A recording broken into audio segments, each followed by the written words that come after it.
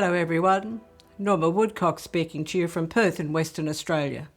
I'd like to speak into the 25th Sunday in Ordinary Time, Year B, and the theme, Power or Littleness.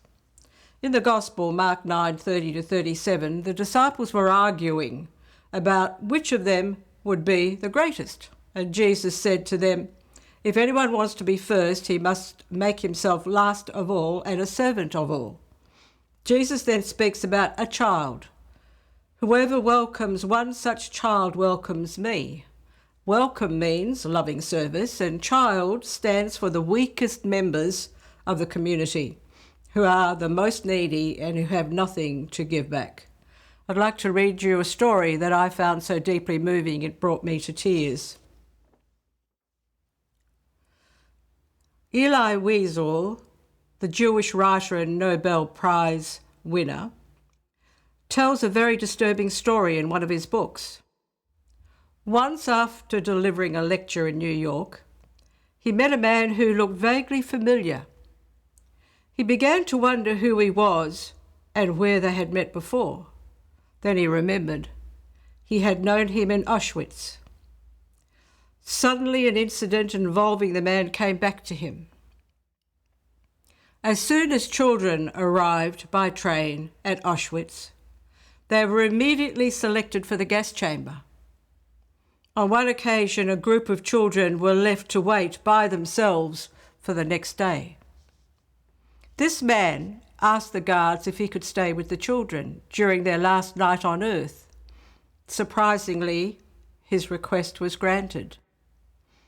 How did they spend that last night? He started off by telling the children stories in an effort to cheer them up. However, instead of cheering them up, he succeeded only in making them cry. So what did they do? They cried together until daybreak. Then he accompanied the little ones to the gas chamber.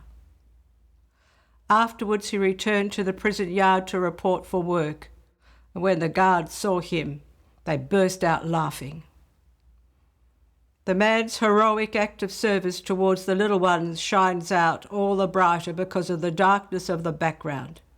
In Auschwitz, all that was good and decent was trampled into the ground. There, self-interest was the name of the game. Compassion was as rare as a flower in winter. Yet this man rose above all that. He risked his life to befriend the little ones. He had no answers to give them, no salvation to offer them. All he could do was accompany them during their last hours so that they would not suffer alone. He is a Christ-like figure. He would not participate in evil, neither would he stand idly by and watch others suffer without trying to alleviate their sufferings.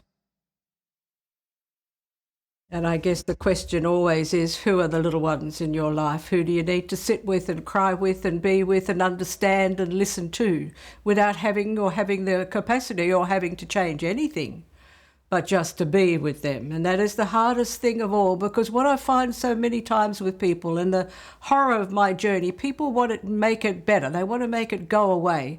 And I just needed people to walk with me as I went through the retrieval of all those memories that I have shared on and off during these video clips. And I guess what I'm asking you today is to look for the little one that cannot give you anything, but is asking you, please be with me, please walk with me, please don't leave me, please see me through to the very end on this particular journey, this suffering, this life.